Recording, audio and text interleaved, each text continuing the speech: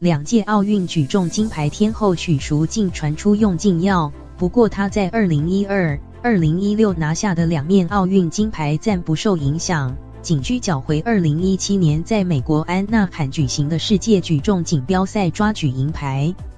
根据世界反禁药组织 WADA 规定，若选手禁药检测结果呈现阳性，用药，接下来赛事的成绩、奖金与奖牌将全部取消。而许淑净是在2017年11月接受药检，因此无关前2届的奥运金牌。许淑净用药事件虽不影响奥运金牌，不过奥运药检的追溯期长达10年，因此 WADA 若决定重新开瓶重验，再被验出异常结果，仍有可能会被追讨金牌。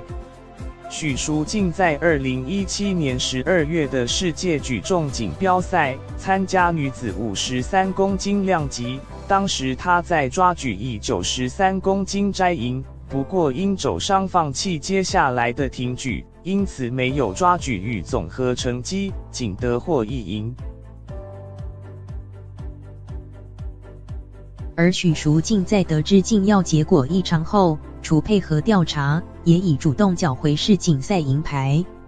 此外，依照体育署公布的国光体育奖章及奖助学金奖助办法，只要一旦确认选手用药，将取消该项赛事的国光奖金。